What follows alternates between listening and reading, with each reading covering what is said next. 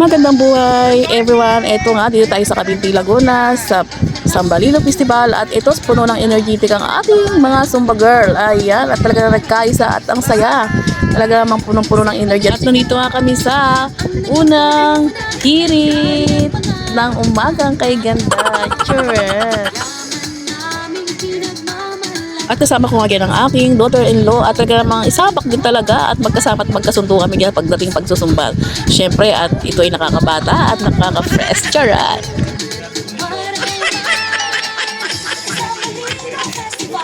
At dito kami lagi nakangiti, naka-smile at bawal ang nakasimangot dito sa unang hirit. O diba? At papanood mo nga ang unang hirit 5:30 ng umaga.